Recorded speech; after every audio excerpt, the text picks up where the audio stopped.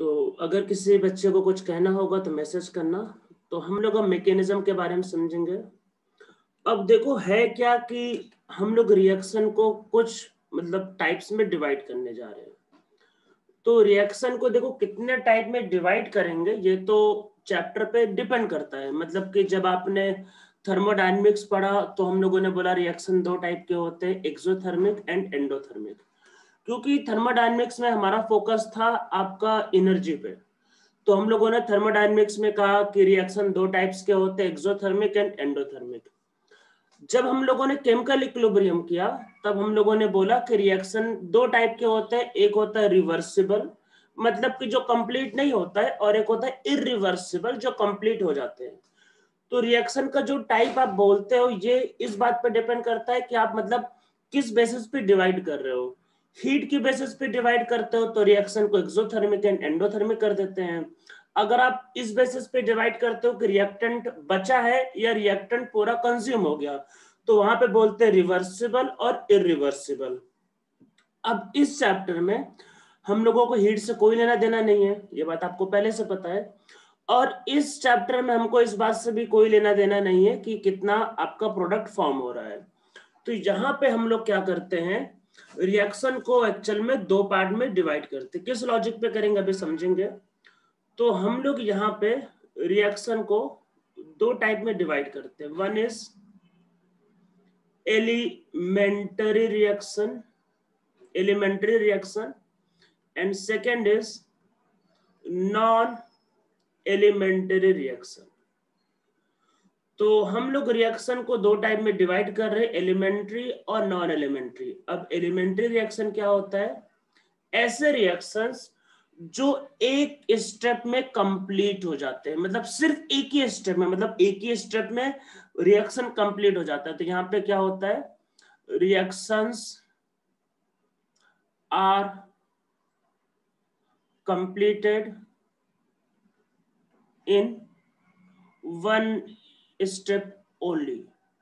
सिर्फ एक ही स्टेप में जो रिएक्शन हो जाता है उसको हम लोग बोलते हैं, तो आपके पास क्या कहलाता है, एलिमेंट्री रिएक्शन। दूसरा होता है नॉन एलिमेंट्री रिएक्शन। तो नॉन एलिमेंट्री क्या होता है, ऐसे रिएक्शंस जो एक से ज्यादा स्टेप में कंप्लीट होते हैं। मतलब कि ऐसे रिएक्शंस में पहले रिएक्टेंट से कुछ इंटरमीडिएट बनता है, फिर इंटरमीडिएट से बनता है प्रोडक्ट। तो यहाँ पे क्या होता है, यहाँ पे reactions are completed in two or more step। तो रिएक्शन अगर एक स्टेप में कंप्लीट हो जाएगा तो वो एलिमेंट्री कहलाएगा, और रिएक्शन अगर एक से ज्यादा स्टेप में कंप्लीट होगा, 2 3 4, तो वो कहलाएगा नॉन एलिमेंट्री। इसके एग्जांपल मैं लिख देता हूं, और इसके नेमिंग के बारे में अगला चैप्टर हम लोगों का जो नेक्स्ट चैप्टर होगा उसका नाम होगा रिएक्शन मैकेनिज्म। तो उस नाम के बारे में आगे समझेंगे। आगे इस पे पूरा चैप्टर आने वाला रिएक्शन मैकेनिज्म, जो मेजर टेस्ट के आपके सिलेबस में है। मैं एक्चुअल में लिखने जा रहा हूं यहाँ पे E1। अब आप बोलोगे E1 क्या है, E1 का मतलब होता है एलिमिनेशन यूनिमोलिकुलर। अरे आप लोगों को पता होगा ऑर्गेनिक केमिस्ट्री में रिएक्शंस होते हैं ना, सब्स्टिट्यूशन, एडिशन, एलिमिनेशन। तो E1 का मतलब है एलिमिनेशन यूनि, मतलब एक, यूनिमोलिकुलर। बाकी अब क्या होता है आगे अगले चैप्टर में समझेंगे। बस एग्जांपल में लिख दे रहा हूं, E1 SN1। SN1 का फुल फॉर्म होता है nucleophilic substitution unimolecular. Nucleophilic substitution unimolecular. बस आप एग्जांपल अब लिख लो। इन रिएक्शंस के बारे में आगे वाला हमारा जो चैप्टर है उसमें यही सब आपको आएगा।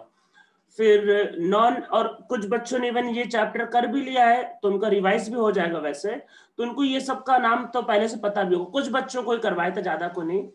इसके एग्जाम्पल क्या होंगे, इसके एग्जाम्पल होते हैं E2 एलिमिनेशन। आपका एक्चुअल में ये उल्टा कर दिया मैंने, उल्टा लिख दिया उल्टा। एक बच्चे साथ मैसेज भी कर रहा है, ठीक है, ये उल्टा कर दिया। ये एक्चुअल में ये आपके पास ये E2 है, ये E2 है।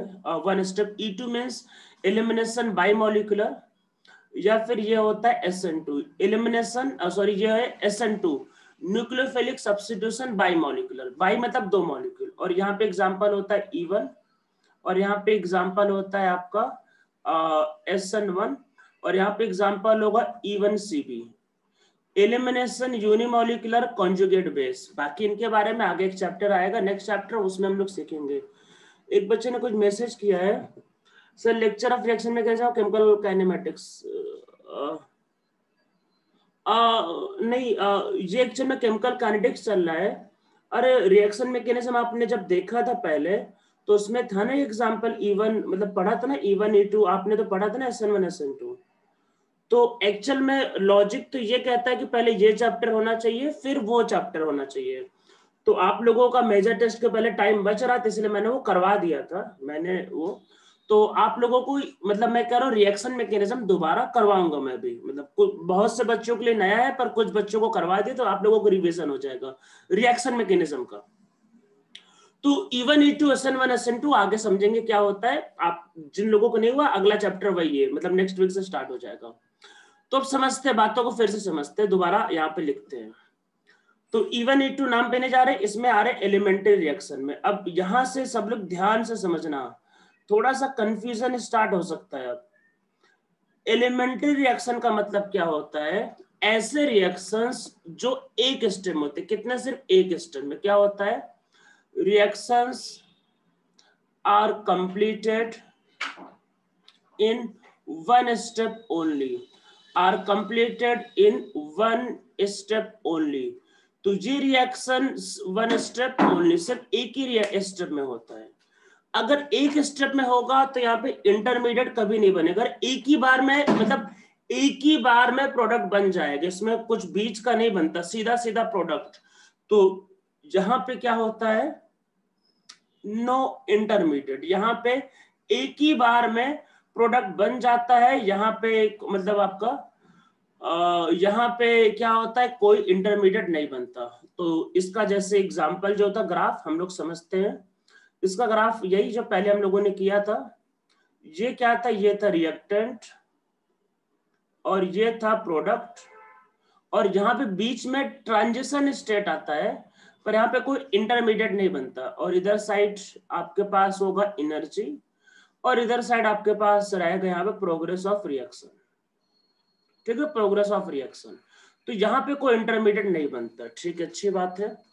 अब यहाँ पे देखो समझने की बात क्या है, ऐसे स्टेप मतलब ऐसे रिएक्शंस में क्या होता है, किसमें, एलिमेंट्री में, एलिमेंट्री रिएक्शन में क्या होता है कि जो मॉलिक्यूलरिटी होती है, मतलब कि मॉलिक्यूलरिटी जो होती है वही आपका ऑर्डर होता है। देखो मॉलिक्यूलरिटी का मतलब होता है, मॉलिक्यूलरिटी का मतलब होता है आपका कोफिशिएंट्स ऑफ रिएक्टेंट। तो कोफिशिएंट्स ऑफ जो रिएक्टेंट होता है वही मॉलिक्यूलरिटी होता है और वही यहाँ पे ऑर्डर होगा। अब आप बोलोगे सर पहले तो कहा था एक्सपेरिमेंटल होता है, हाँ एक्सपेरिमेंटल होता है। तो इस रिएक्शन के लिए मतलब जो रिएक्शन एक स्टेप में होता है, एक स्टेप में जो रिएक्शन होता है वहां पे क्या होता है, जो आपका मॉलिक्यूलरिटी होता है वही ऑर्डर होता है। जैसे मान लेते हैं एग्जांपल एक समझते हैं, एग्जांपल ये ऑर्गेनिक केमिस्ट्री का है। जैसे आपके पास है CH3Br, इसका रिएक्शन अगर आप करते हो NaOH के साथ तो ये रिएक्शन एक ही स्टेप में होता है। NaOH में क्या होता है, OH माइनस होता है और ये एक ही बार में अटैक करता है और ब्रोमीन को बाहर निकाल देता है और इससे बन जाता है CH3OH एंड NaBr। ये रिएक्शन एक स्टेप में होता है, एक ही स्टेप में। तो यहाँ पे देखो इसका कोफिशिएंट 1, इसका कोफिशिएंट 1, तो इसका जो रेट लॉ जो लिखा जाता है वो होता है K टाइम CH3Br की पावर 1 और NaOH की पावर 1। तो देखो ये जो नंबर ऑफ मॉलिक्यूल होता है, नंबर ऑफ मॉलिक्यूल जैसे इसका 1 और इसका 1, तो नंबर ऑफ मॉलिक्यूल को बोलते हैं मॉलिक्यूलरिटी, ठीक है, नंबर ऑफ मॉलिक्यूल को मॉलिक्यूलरिटी बोलते हैं। अगर कोई रिएक्शन एक स्टेप में होता है तो जितने मॉलिक्यूल होंगे वो एक ही बार में मिलना चाहिए। देखो यहाँ पे ये नहीं हो सकता कि कुछ मॉलिक्यूल अभी मिले कुछ मॉलिक्यूल बाद में मिले, अगर ऐसा हो गया तो रिएक्शन एक स्टेप में नहीं कहलाएगा, फिर वो आपका अगला वाला केस है। तो जितने भी मॉलिक्यूल है वो एक ही बार में मिल जाने चाहिए और एक ही बार में रिएक्शन हो जाना चाहिए। तो ऐसे केस में क्या होता है, जो मॉलिक्यूलरिटी होती है वही आपका ऑर्डर होता है। अब इसमें बात को समझो, देखो मैं जो बताने जा रहा हूं उसको ध्यान से समझो। ये रिएक्शन एक स्टेप में होने वाला है, ठीक है। अब जैसे हम लोगों ने एरेनेस इक्वेशन में क्या समझा, रिएक्शन को होने के लिए मॉलिक्यूल में आपस में कोलिजन होना जरूरी होता है, ये आपको पता है। बिना कोलिजन के तो रिएक्शन ही नहीं होगा, जब कोलिजन होगा तभी तो रिएक्शन होगा। मान लो एक सिंगल मॉलिक्यूल, कहीं पे मान लो एक बड़ा मॉलिक्यूल, कोई भी मान लो कैल्शियम कार्बोनेट मान लो, तो अब वो मॉलिक्यूल क्या होता है, जैसे मान लो वॉल है, दीवार, मतलब दीवार, मान लो कोई दीवार है और वॉल पे जाके टकराएगा दीवार पे, तो मॉलिक्यूल छोटे छोटे पार्ट में टूट जाता है एक ही बार में। तो ऐसे जो रिएक्शन होते हैं, मतलब कि एलिमेंट्री रिएक्शन जो होते हैं, इनकी मॉलिक्यूलरिटी 1 हो सकती है, मतलब कि एक मॉलिक्यूल दीवार से टकराया हो सकता है। या ऐसा हो सकता है कि मान लो दो मॉलिक्यूल है और दोनों आपस में टकरा गए और एक ही बार में प्रोडक्ट बन गया, मतलब कि जो एलिमेंट्री रिएक्शन होती है उसका मॉलिक्यूलरिटी 1 हो सकता है या उसका ऑर्डर भी 1 हो सकता है। अरे मॉलिक्यूलरिटी ऑर्डर यहाँ पे दोनों सेम ही रहेंगे, या यहाँ पे मॉलिक्यूलरिटी 2 हो सकती है और ऑर्डर 2 हो सकता है। क्वेश्चन यहाँ पे ये पूछा जाता है क्या इसकी मॉलिक्यूलरिटी 3, 4 क्या हो सकता है। तो अब आराम से सोचो, रिएक्शन को एक ही स्टेप में करवाना है। मान लो अगर आपको, जैसे मान लो प्रोडक्ट को बनाने के लिए, मान लो आपको अगर प्रोडक्ट को फॉर्म करना है तो 3 मॉलिक्यूल का कोलिजन चाहिए, मतलब आपको मान लो एक प्रोडक्ट को बनाना है और उसके लिए 3 मॉलिक्यूल का कोलिजन चाहिए। अब एक ही समय पे 3 मॉलिक्यूल मतलब आग के टकराए, ये तो समझ लो नियरली इम्पॉसिबल जैसे है। देखो दो मॉलिक्यूल आपस में टकराएंगे पर उसी इंस्टेंट पे तीसरा वाला मॉलिक्यूल पे टकराए, ये नियरली इम्पॉसिबल है। हाँ ये हो सकता है कि दो पहले टकरा जाए और तीसरा वाला बाद में टकराए, तो वैसे में रिएक्शन 2 स्टेप में होगा। देखो एक ही बार में टकराएगा तभी 1 स्टेप कहलाएगा। अगर मान लो दो पहले आपस में टकरा गए और फिर एक तीसरा आकर टकराया तो 2 स्टेप हो गए, 2 बार कोलिजन हुआ, तो वो यहाँ पे नहीं करना है। तो इसका मतलब ये हुआ कि जो एलिमेंट्री रिएक्शन होते हैं इनका मॉलिक्यूलरिटी नॉर्मली 1 होता है और मॉलिक्यूलरिटी 2 होता है, मतलब इनका ऑर्डर नॉर्मली 1 होता है या 2 होता है। इसमें रेयर केस में, मतलब रेयर केस में मॉलिक्यूलरिटी या ऑर्डर 3 हो सकता है, मतलब 3 मॉलिक्यूल का एक साथ कोलिजन होना मतलब बहुत रेयर केस है। और मान लो अगर 4 मॉलिक्यूलरिटी हो गई तो वो नेवर पॉसिबल। तो हम लोग इसमें लिखते क्या है, in case of elementary reaction possible molecularity and order are 1 and 2. In rare case molecularity may be 3 or molecularity or order may be 3, but molecularity and order is never more than 3. 3 से ज्यादा हो ही नहीं सकते, impossible है कि एक ही समय पे 4 मॉलिक्यूल टकरा जाए, ऐसा कभी हो ही नहीं सकता। तो ये आपको समझ में आना चाहिए। देखो 4 मॉलिक्यूल हो गए, दो पहले टकराए फिर एक बाद में टकराए फिर एक बाद में टकराए, वो नहीं, वो तो फिर 2-3 स्टेप हो गए। एक ही बार में टकराएगा तभी 1 स्टेप कहलाएगा। तो देखो ये सब बातें मैंने जो समझा दिया है, आप लोग जब लेक्चर का रिकॉर्डिंग देखना तो सब कुछ खुद से लिख लेना, ठीक है, मैंने सब बता दिया है। तो ऐसे रिएक्शन से मॉलिक्यूलरिटी 1 और 2 या ऑर्डर 1 और 2 होता है। जहां पे ऑर्डर 3 होना या मॉलिक्यूलरिटी 3 होना बहुत रेयर होता है, क्योंकि एक ही स्टेप में करना है, एक ही बार में कोलिजन करवाना है, जो कि नियरली इम्पॉसिबल है, ठीक है। ये एलिमेंट्री रिएक्शन के लिए होता है। अब हम लोग आते हैं नॉन एलिमेंट्री रिएक्शन में। ये रिएक्शंस क्या होंगे, एक से ज्यादा स्टेप में होंगे, मतलब रिएक्शन में कम से कम 2 स्टेप होगा, कम से कम। तो अगर रिएक्शन में मतलब 2 स्टेप होगा तो कम से कम यहाँ पे एक इंटरमीडिएट बनेगा, तो यहाँ पे क्या होगा, मिनिमम 1 इंटरमीडिएट इज फॉर्म्ड। अरे 2 स्टेप में होगा तो एक इंटरमीडिएट बनेगा, 3 स्टेप में होगा तो 2 इंटरमीडिएट बनेगा। तो मिनिमम 1 इंटरमीडिएट, मतलब जो बीच में बनता है उसको इंटरमीडिएट बोलते हैं। Minimum 1 intermediate is formed. तो एक बात अब याद रखना है कि जो नंबर ऑफ इंटरमीडिएट होते हैं किसी भी रिएक्शन में, तो वो क्या होता है, वो आपका इक्वल होता है number of steps in which reaction is completed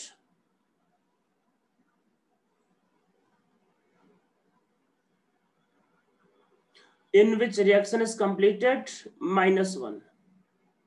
अगर कोई रिएक्शन 5 स्टेप में होता है तो वहां पे 4 इंटरमीडिएट बनेंगे, बीच में तो इंटरमीडिएट ही बनते ना। देखो 5 स्टेप में होगा तो स्टार्टिंग में रिएक्टेंट है, लास्ट में प्रोडक्ट है, तो बीच में जो चलेंगे वो इंटरमीडिएट होते हैं। एक स्टेप में होगा तो कोई इंटरमीडिएट नहीं बनता। तो याद रखना है कि नंबर ऑफ इंटरमीडिएट क्या होता है, नंबर ऑफ स्टेप्स जो होते हैं रिएक्शंस के उसमें से 1 को माइनस करते हैं। और दूसरी बात, आपका जो नंबर ऑफ ट्रांजिशन, इंटरमीडिएट के एग्जांपल मैंने जो बताया था ऑर्गेनिक में, कार्बोकैटायन, कार्बोनन, वही सब जो होते हैं। और नंबर ऑफ ट्रांजिशन स्टेट जो होता है, नंबर ऑफ ट्रांजिशन स्टेट जो होता है ये इक्वल होता है नंबर ऑफ स्टेप्स के। ठीक है, अब चलो एक एग्जांपल को समझते हैं, एक एग्जांपल को, ग्राफ को, थोड़ा सा पहले ग्राफ को समझेंगे, कुछ और बातों को भी समझेंगे। यहाँ पे मैं जो जो बताता जा रहा हूँ सब ध्यान से समझते रहना, क्योंकि ये सब जो मैकेनिज्म जो मैं बता रहा हूँ ये आगे ऑर्गेनिक केमिस्ट्री में यही सब यूज होने वाला है, तो जरा ध्यान से समझते रहना पूरा। तो एक रिएक्टेंट होता है, उससे कोई ना कोई इंटरमीडिएट बनेगा, मतलब इंटरमीडिएट बनेगा, देखो सीधा प्रोडक्ट नहीं बन सकता रही, अदरवाइज वो 1 स्टेप कहलाएगा। और फिर मान लेते प्रोडक्ट बना, मान लेते रिएक्शन 2 स्टेप में हुआ। आपको अगर इसका ग्राफ प्लॉट करना हो, पहले ग्राफ प्लॉट करके देख लेते हैं। तो इधर एनर्जी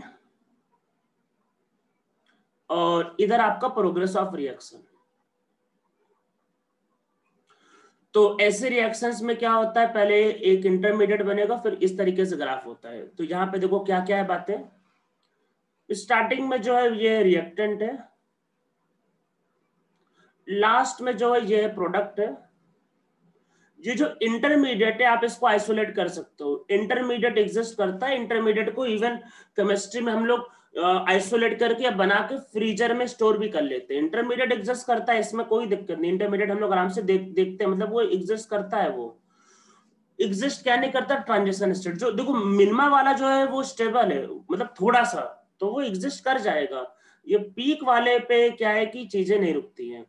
तो यहाँ पे ट्रांजिशन स्टेट 1 और ये होगा ट्रांजिशन स्टेट 2। तो देखो 2 स्टेप में होगा, यहां से यहां आना ये स्टेप 1 है, और फिर यहां से यहां जाना ये स्टेप 2 है। तो 2 स्टेप में रिएक्शन होता है और 2 ट्रांजिशन स्टेट। तो यहाँ पे अगर एक इंटरमीडिएट होगा तो ऐसा होगा, मान लो अगर 2 इंटरमीडिएट बनते हैं, मैं ऐसे ग्राफ बता देता हूँ। अब देखो प्लॉट नहीं कर रहा मैं, मतलब मैं प्लॉट ऐसे कर रहा हूँ बस। मान लो 2 इंटरमीडिएट होता तो ऐसा ग्राफ होता कुछ,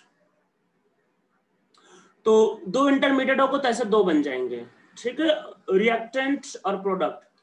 रिएक्टेंट और प्रोडक्ट हमेशा इंटरमीडिएट से ज्यादा स्टेबल होते हैं। इंटरमीडिएट जैसे कटायन, अनायन, तो वो नॉर्मली अनस्टेबल होते हैं। तो रिएक्टेंट और प्रोडक्ट नॉर्मली ज्यादा स्टेबल होते हैं इंटरमीडिएट से। तो 2 इंटरमीडिएट होंगे तो ऐसे कर्व हो जाएगा, 3 होगा तो ऐसे 3 बार करना, बस हो गया ये। तो इस तरीके से इनमें कर्व होता है। अब हम लोग यहाँ पे देखो फिर से बातों को समझते हैं। यहाँ पे मॉलिक्यूलरिटी और ऑर्डर को समझना है। क्या क्या समझना है, मॉलिक्यूलरिटी और ऑर्डर। तो एक बात समझ लेते हैं कि रिएक्शन चलो 2-3 स्टेप में होता है। तो देखो होगा क्या, नॉन एलिमेंट्री रिएक्शन है तो रिएक्शन कम से कम 2 या 3 स्टेप में होगा। ठीक है, तो यहाँ पे देखो क्या होगा, मैं आपको आराम से समझाता हूँ, कुछ बातें मेरी सुन लो क्योंकि आगे करने वाले हैं। रिएक्शन मान लो 2 स्टेप में होता है। तो पहले वाले स्टेप में अरे रिएक्टेंट के जितने मॉलिक्यूल होंगे वो उसकी मॉलिक्यूलरिटी होगा। देखो समझो मैं जो जो कह रहा हूँ, मान लो रिएक्शन 2 स्टेप में हो रहा है। पहले वाले स्टेप में जितने भी रिएक्टेंट थे जो आपस में टकरा रहे थे वो उस वाले स्टेप की मॉलिक्यूलरिटी होगी। सेकेंड वाले स्टेप में मान लेते हैं कि जो भी रिएक्टेंट है या जो भी है वो जो आपस में टकरा रहे हैं वो उसकी मॉलिक्यूलरिटी है। तो अगर रिएक्शन 2 स्टेप में होता है तो दोनों स्टेप की अलग अलग मॉलिक्यूलरिटी होगी, मतलब पहले वाले की अलग मॉलिक्यूलरिटी होगी, दूसरे वाले की अलग मॉलिक्यूलरिटी होगी। दोनों में कोई रिलेशन नहीं होता है, हो सकता है दोनों सेम या हो सकता है दोनों अलग अलग हो।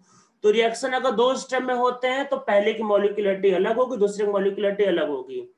अगर आपसे पूछे कोई ओवरऑल रिएक्शन की मॉलिक्यूलरिटी क्या है तो वो है अनडिफाइंड।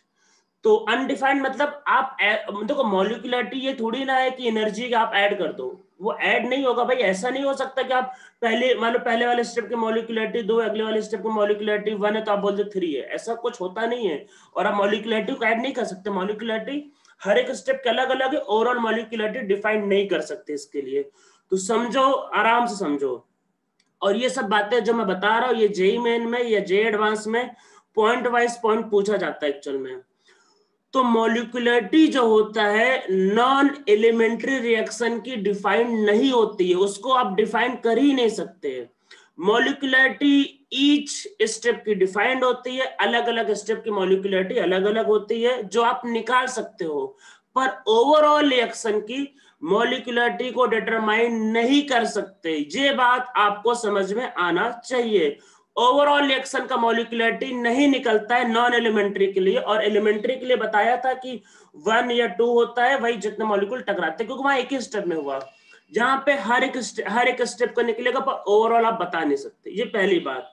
अब दूसरी बात, यहाँ पे ऑर्डर क्या होगा, तो यहाँ पे जो सबसे स्लो स्टेप होगा, अब स्लो का मतलब जिसको टाइम ज्यादा लगता है, तो यहाँ पे जो सबसे स्लो स्टेप होगा तो वो आपका डिफाइन करेगा ऑर्डर को। अब आप बोलोगे ये क्या, पहले एक दो एग्जांपल समझते हैं। चलो पहले एक दो रियल लाइफ में एग्जांपल समझ लेते हैं।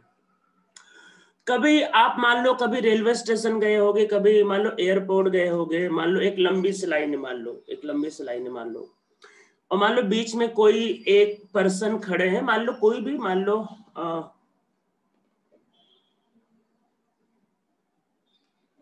तो भाई बताओ कैसे बताओगे, बताओ सृष्टि जादव कैसे बताओगे, फिर बताओ कैसे बताओगे, बताओ मॉलिक्यूलरिटी फिर कैसे बताओगे। नहीं बता सकते तो फिर बताओ आप, आपको क्या लगता है कैसे बता सकते, बताओ। हर एक चीज का देखो आंसर नहीं होता जिंदगी में, ये बात आप पहले समझ लो। पढ़ाई का मतलब ये नहीं होता मैगी बनाना है, जैसे बचपन में जब क्लास 7th या 9th के बच्चे कुछ भी पूछते रहते हैं, तो वैसा पढ़ाई नहीं होता है। साइंस में हर चीज का आंसर नहीं होता, ये बात आप पहले समझ लो। क्योंकि दो स्टेप की मॉलिक्यूलरिटी आप अलग अलग डिफाइन कर सकते हो, पर ओवरऑल मॉलिक्यूलरिटी आप बता ही नहीं सकते। भाई कैसे बताओगे, बताओ। उनमें कोई रिलेशन नहीं है, कैसे रिलेट करोगे, कैसे रिलेट करोगे, कोई लॉजिक ही नहीं है। तो हर चीज का आंसर होना जरूरी नहीं है, ये बात समझो पहले। तो साइंस का मतलब ये थोड़ी ना होता भगवान ने आपको दे दे लो प्रसाद साइंस, सब चीज का आंसर मिल गया। अरे ऐसे साइंस नहीं होता है। हर चीज में लॉजिक हो या हर चीज में आपका आंसर हो, ऐसा जरूरी नहीं होता। 1 मिनट को कॉल आ रहा है।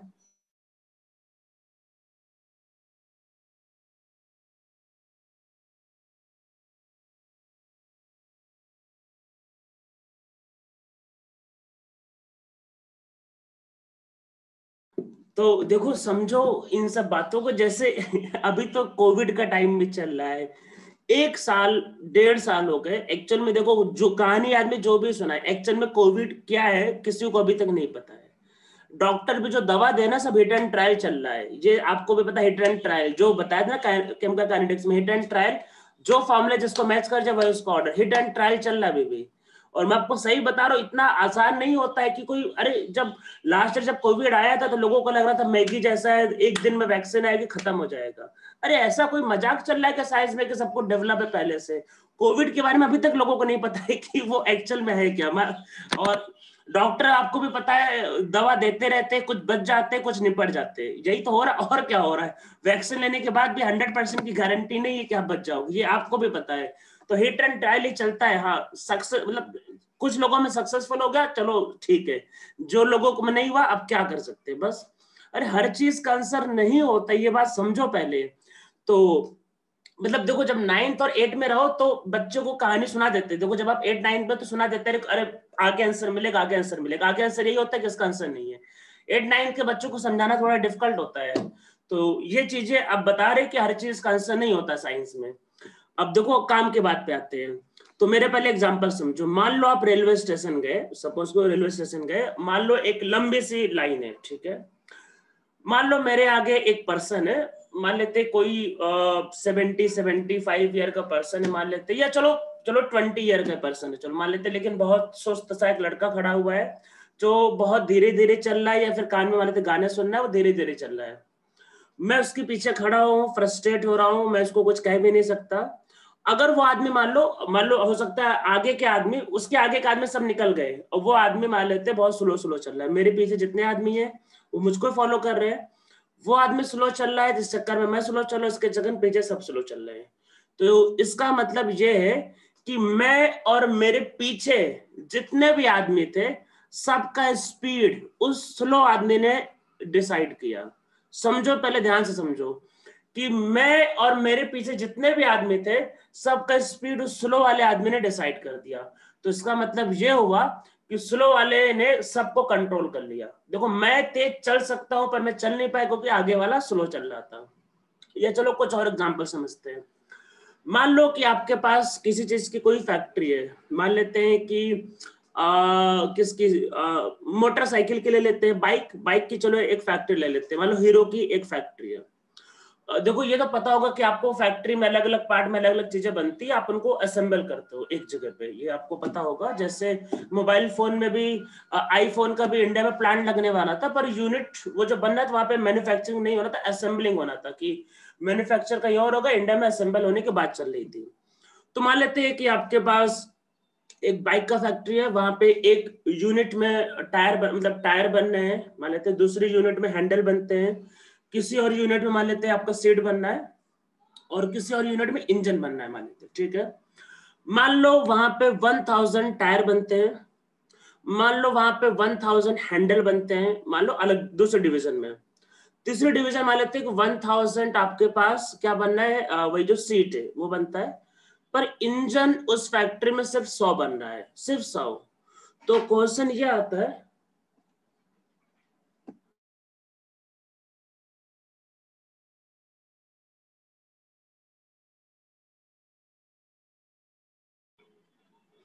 तो मान लो सिर्फ 100 इंजन बनते हैं, तो क्वेश्चन ये है कि ओवरऑल बाइक कितनी बनेगी। तो सबको पता है कि अगर इंजन 100 है, टायर 1000 बने या हैंडल 10,000 बने, उससे फर्क ही नहीं पड़ेगा। पूरी बाइक के लिए तो आपको पूरे पार्ट चाहिए।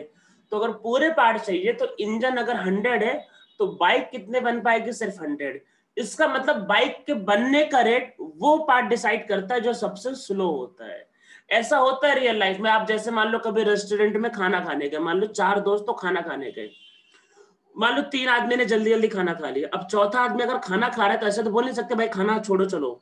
अगर चौथा आदमी सुस्त है तो बाकी सबको बैठना पड़ेगा। अरे यही तो होता है ना। आप कभी गए होगे 3-4 दोस्त मान लो खाना खाने, तो मान लो, या फिर मान लो फैमिली में गए खाना खाने, और मान लो कोई अगर एक पर्सन स्लो है, बाकी ने खाना खा ले, तो क्या होगा, जो स्लो आदमी है वो सबको रोक के रखेगा, वो बैठा देगा। तो ऐसा होता है रिएक्शन के रेट में। तो रिएक्शन के रेट में क्या होता है, जो सबसे स्लो स्टेप होता है वो बाकी स्टेप के रेट को कंट्रोल करता है। देखो हम लोग इस चैप्टर में रेट के बारे में बात कर रहे हैं, स्पीड के बारे में बात कर रहे हैं। तो जैसे मान लो 4 लोग खाना खाने पहुंचे, देखो खाना तो ऐसा होगा नहीं कि एक एक करके खाएंगे। अरे भाई जब खाना मिलता है तो सब चालू हो जाते हैं खाना खाना है। पर जब खाना खत्म होगा तो जो सबसे लास्ट में खाना खाएंगे तभी तो चलेंगे ना ये। तो ओवरऑल टाइम जो लगेगा खाना खाने का वो तो वही डिसाइड करेगा ना जो सबसे स्लो स्टेप है, मतलब जो सबसे स्लो पर्सन है। तो जो सबसे स्लो पर्सन है वो खाने में ज्यादा टाइम लगा रहा है, तो ओवरऑल आपको टाइम भी क्या होगा, ज्यादा लगेगा। तो इसका मतलब ये हुआ कि अगर रिएक्शन 2 स्टेप में होता है या 2 से ज्यादा स्टेप में होता है, तो जो सबसे स्लो स्टेप होता है वही रिएक्शन के स्पीड को या टाइम को कंट्रोल करता है। क्योंकि स्लो वाले को ही होने में टाइम ज्यादा लगता है, तो स्पीड को वही कंट्रोल करेगा। पहले इस बात को समझने के लिए एक एग्जांपल करेंगे जो मुझे पूछने में बहुत मतलब मजा आता है। तो आप लोगों को एक क्वेश्चन का आंसर देना है। मान लो मुझे ए से बनाना है बी और इसका टाइम निकालना है, और आपको ऐसा होता है कि पहले ए से बनता है सी, इसका जो टाइम है ये लगता है 10 मिनट का। मान लो फिर सी से बनता है आपके पास डी, इसको होने में मान लेते हैं टाइम लगता है 60 मिनट का। और फिर आपके पास डी से बनता है बी, और इसको होने में मान लेते हैं टाइम लगता है 5 मिनट का। तो आप लोगों को बताना है कि ए से बी बनने में कितना टाइम लगेगा। सोच के आंसर बताना है सबको। 3 स्टेप में बता दिया है। ए से बी बनना है मतलब, और ए से सी का टाइम दिया है 10 मिनट, बी सी से मतलब डी का दिया टाइम 60 मिनट, और डी से बी मतलब बी अल्टीमेटली बना 5 मिनट में। तो सी मतलब ए से बी बनने का टाइम कितना लगेगा, आंसर बताना है, मैसेज करना है सब लोगों को। जो भी लग रहा है भाई आंसर करो, कितना टाइम लगेगा।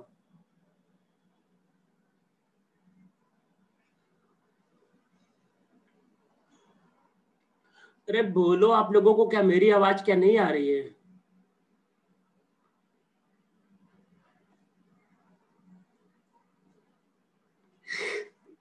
एक बच्चे ने वैसे राइट आंसर भेजा, मतलब एक बच्चे ने, और 3 आंसर, बाकी लोगों का आंसर कहाँ है? अनडिफाइंड, अरे अनडिफाइंड नहीं होगा, अनडिफाइंड भाई मॉलिक्युलरिटी के लिए कहा था, टाइम के लिए नहीं कहा था। अरे मैंने मॉलिक्युलरिटी को बोला था अनडिफाइंड, टाइम थोड़ी, टाइम तो लगेगा ना ए से बी में। अरे रिएक्शन चालू होगा तो कुछ तो टाइम बताओगे ना, 10 मिनट हुआ, आधे घंटे हुआ, रिएक्शन का टाइम तो कुछ ना कुछ तो होगा ना ये, तो टाइम कैसे अनडिफाइंड होगा? अरे ए से बी बनाना, आपने रिएक्शन चालू कर दिया, कभी ना कभी तो खत्म होगा ना, आधे घंटे में, 1 घंटे में, तो वो जो भी टाइम लगेगा वो बताना है, टाइम कैसे अनडिफाइंड होगा? मॉलिक्युलरिटी मैंने अनडिफाइंड करने के लिए कहा था। तो देखो है क्या कि इसमें देखो मेजोरिटी में आंसर गलत है एक्चुअल में, 75 मिनट जिन बहुत लोगों ने भेजा वो गलत है एक्चुअल में। 60 मिनट ऋषिकेश, भागवत, और स्टार्टिंग में ओम ने तुरंत भेजा था, अब उसने क्या सोचा पता नहीं, मतलब वही उसने तुरंत भेज दिया था। अब या तो उसने सही लॉजिक लगाया या फिर उसने कहीं से मतलब पढ़ा हो, वैसे ज्यादा चांस है सही लॉजिक लगाया होगा।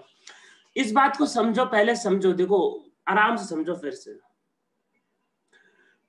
मान लो आप एक रेस्टोरेंट में खाना खाने गए, आप आराम से एग्जांपल को सोचो पहले, और 3 लोग खाना खा रहे हैं, ठीक है? मान लेते मुझको खाना खाने में लग रहा है आधे घंटे का टाइम, मान लो एक दूसरे पर्सन को खाना खाने में लगता है 15 मिनट का टाइम, और एक तीसरे पर्सन को खाना खाने में लगता है 1 घंटे का टाइम।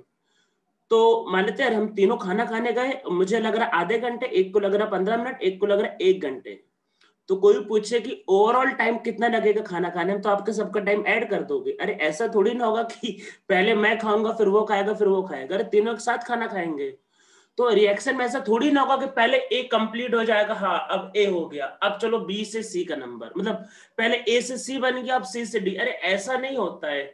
तीनों स्टेप एक साथ होते हैं भाई, एक वेट थोड़ी ना करेंगे कि पहले आराम से एक हो जाए तो दूसरे का नंबर चालू हो, ऐसा रिएक्शन में देखो नहीं होता है। तो जब आप एक, मान लो एक आपने कुछ भी लिया, मान लो देखो कुछ भी लोगो तो हाफ मोल 1 मोल लोगे, देखो एक मॉलिक्यूल नहीं होता, ये मत सोचना कि एक का एक मॉलिक्यूल, और एक मॉलिक्यूल तो हम ले ही नहीं सकते हैं। मान लो कोई गैस, मान लो हाइड्रोजन गैस भी है, 1 ग्राम गैस लोगे तो उसमें भी 10⁻23 मॉलिक्यूल होगा, 1 ग्राम नहीं तो चलो मान लो 0.00001 ग्राम भी लोगे तो उसमें भी 10⁻70 और 18 मॉलिक्यूल होंगे, एक मॉलिक्यूल तो होता ही नहीं है। तो मतलब काफी मॉलिक्यूल होते हैं। तो देखो होगा क्या, जैसे ए से सी बनेगा, जैसे ही सी का एक मॉलिक्यूल बनेगा, जैसे ही एक मॉलिक्यूल बनेगा, जी रिएक्शन तुरंत चालू हो जाएगी भाई, वो वेट थोड़ी ना करेगा कि पहले आराम से सी बन जाए अब हम बनाएंगे, अरे ऐसा नहीं होता है।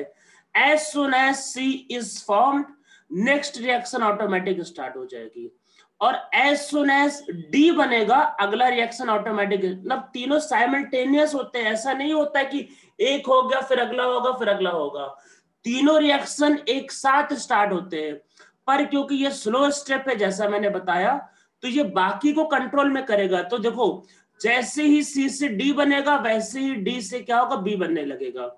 तो वैसे यहाँ पे जो टाइम जो होना चाहिए वैसे लॉजिकली वो 60 मिनट से थोड़ा सा ज्यादा होना चाहिए। देखो ऐसे समझो, देखो ये जैसे ए से सी बना और फिर सी से क्या होगा, डी बना, तो सी को बनने में, पहले वाले मॉलिक्यूल को बनने में कुछ फ्रैक्शन ऑफ सेकंड लगे होंगे, और सी का पहला मॉलिक्यूल बनने में कुछ फ्रैक्शन ऑफ सेकंड लगा होगा, पर सी से डी बनने में मान लो 60 मिनट का टाइम लग गया पूरा, और ये तो स्पीड में बनता रहेगा, जैसे ए से सी फटाफट फटाफट सी बनता जाएगा, सी इकट्ठा हो गया ढेर सारा, सी तो फटाफट बनता जाएगा, और फिर सी से डी धीरे धीरे धीरे बनता जाएगा, पर पहला वाला सी से डी जब बनेगा तो सी बनने में पहले वाले में कुछ फ्रैक्शन ऑफ सेकेंड का टाइम लगेगा, और जब लास्ट में जब सी से पूरा डी बन गया, तो जब लास्ट वाला डी, अब देखो डी जैसे बनेगा तो डी से भी फटाफट फटाफट भी बनता जाएगा, 5 ही मिनट में हो रहा है, पर जब लास्ट वाला मॉलिक्यूल जब डी से बी बनेगा तो उसमें भी कुछ फ्रैक्शन ऑफ सेकंड लगेंगे, तो एक्चुअल में इसका टाइम 60 मिनट से थोड़ा सा कुछ फ्रैक्शन ऑफ सेकंड ज्यादा होगा, पर वो कितना सेकंड ज्यादा होगा हम उसको डिफाइन नहीं कर सकते, इसलिए ऐसे रिएक्शंस में हम लोग जो टाइम जो होता है उसको 60 मिनट ही आंसर देते हैं। तो अब यहां से आपको अब ये समझना है कि रिएक्शन की स्पीड को, रिएक्शन के रेट को वो कंट्रोल करेगा जो सबसे स्लो स्टेप होता है। अरे जैसे मान लो हाईवे पे गाड़ी भी चल रही है, अगर आगे वाला मान लो कोई आदमी स्लो चला रहा है, पीछे वाला जितना भी उछलना चाहे उछल ले, पर अगर आगे वाला स्लो है तो वो तेज नहीं कर सकता, वो कुछ कर ही नहीं सकता है वो। हाँ 60 मिनट से थोड़ा सा ज्यादा लगेगा, पर वो काउंट नहीं कर सकते, कैलकुलेट नहीं कर सकते, इसलिए उसको हम लोग बात नहीं करते। अब यहां से एक नया टर्म आ रहा है, ये सबसे कौन सा स्टेप है? Slow step. कौन सा स्लो स्टेप? स्लो स्टेप का एक नाम दिया जाता है, इसको बोलते हैं, ये है रेट डिटरमाइनिंग स्टेप। तो पूरे रिएक्शन का जो रेट डिटरमाइन करता है वो स्लो स्टेप है। तो जो स्लो स्टेप का जो टाइम होता है वही रिएक्शन का टाइम होता है। ये बात अब आप लोगों को ध्यान रखना है। तो क्या याद रखना है? तो मॉलिक्यूलरिटी अलग है, हम लोग अब टाइम की बात करें तो समझो। तो क्या बोल रहे हैं कि rate of the slow step is the rate of the reaction and time of the slow step is the time of the reaction. It means that slow step decide the rate of the overall reaction. तो overall reaction का rate कौन decide करता है? Slow step. ये बात अब आपको ध्यान रखनी है। अब मैंने दूसरी बात क्या बोली थी थोड़ी देर पहले, देखो फिर से समझो। मैंने क्या कहा? अलग अलग स्टेप की मॉलिक्यूलरिटी डिफाइंड होगी। जैसे देखो इसका मॉलिक्यूलरिटी डिफाइंड होगा, इसका डिफाइंड होगा, इसका डिफाइंड होगा, पर ओवरऑल मॉलिक्यूलरिटी अरे भाई ऐड नहीं कर सकते, तो इसकी ओवरऑल मॉलिक्यूलरिटी आप बता ही नहीं सकते क्या होगा, मतलब नॉट डिफाइंड। पर ऑर्डर की बात करते हैं। अब ऑर्डर देखो क्या बताया क्या गया था चैप्टर में। ऑर्डर ये बताता है एक्चुअल में रिएक्शन किस पे डिपेंड करता है, यही तो था ना। ऑर्डर क्या बताता है? एक्चुअल में रिएक्शन का रेट किस पे डिपेंड करता है, और रिएक्शन डिपेंड करता है स्लो स्टेप पे, यही तो है ना। रिएक्शन डिपेंड करता है स्लो स्टेप में। तो स्लो स्टेप की molecularity he order of the reaction होता है। समझ में आ रहा है आप लोगों को? स्टार्टिंग से क्या बोला था? ऑर्डर एक्सपेरिमेंटल निकलता है, ठीक है। यहाँ पे आके हमको पता चला अगर रिएक्शन 2-3 स्टेप में होता है तो ओवरऑल रिएक्शन के रेट को कौन डिफाइन करता है? Slow step. तो जो सबसे स्लो स्टेप होगा उसका जो भी मॉलिक्यूलरिटी होगा वही रिएक्शन का ऑर्डर होगा। ये बात आपको ध्यान रखना है। तो अब ऐसे जगहों पे ऑर्डर क्या होता है? ऑर्डर होता है, ये होता है आपका मॉलिक्यूलरिटी ऑफ स्लो स्टेप। तो स्लो स्टेप की मॉलिक्यूलरिटी होती है। एक बात पहले मैं समझाना चाहता हूं, फिर हम लोग इसके केस देखेंगे पहले, और वो एग्जांपल अभी आएंगे जो मैंने पहले बताए थे। पहले एक बात समझ लो, मॉलिक्यूलरिटी का मतलब होता है नंबर ऑफ मॉलिक्यूल। अरे मॉलिक्यूलरिटी मतलब नंबर ऑफ मॉलिक्यूल। मॉलिक्यूलरिटी हमेशा पॉजिटिव इंटीजर होगा। अरे मॉलिक्यूल 1 होगा, 2 होगा, 3 होगा, हाफ मॉलिक्यूल, 0 मॉलिक्यूल, ऐसा कुछ होता नहीं। 0 मॉलिक्यूल का क्या मतलब है? अरे मॉलिक्यूल या तो 1 होगा या 2 होगा। तो मॉलिक्यूलरिटी हमेशा पॉजिटिव इंटीजर होगा, मैंने आपको ये बताया है। ऑर्डर के बारे में मैंने ये बताया है कि ऑर्डर आपका इंटीजर भी हो सकता है, ऑर्डर आपका नेगेटिव भी हो सकता है, ऑर्डर आपका 0 भी हो सकता है, और ऑर्डर आपका फ्रैक्शन में भी आ सकता है। थोड़ी देर पहले जब हमने एलिमेंट्री रिएक्शन किया तो वहां पे जो मॉलिक्यूलरिटी था वही ऑर्डर था, वहां दिक्कत नहीं होगी। जहां पे मैंने क्या बोला कि जो स्लो स्टेप की मॉलिक्यूलरिटी है वही आपका ऑर्डर होगा। तो अब आपको लग रहा होगा सर मॉलिक्यूलरिटी तो फ्रैक्शन में आता नहीं है, तो ऑर्डर कैसे फ्रैक्शन में आ रहा है? अब यहां से आपकी कहानी चालू होगी। मैंने स्टार्टिंग में एक पॉइंट और बताया था कि रेट लॉ में इंटरमीडिएट नहीं आना चाहिए। जहां पे जो आपने बनाया है वो इंटरमीडिएट है, और अब आपको इंटरमीडिएट को हटाना पड़ेगा, वही हमको सीखना है। तो जब आप जैसे इसका मान लो ये आपको ये मान लो ये, अब इसका अगर आप रेट लॉ लिखो, ये स्लो स्टेप है, तो स्लो स्टेप के रेट को डिफाइन करता है, तो आप रेट लॉ क्या लिखोगे? रेट इक्वल टू क्या होगा? के सी टू दी पावर 1, ठीक है।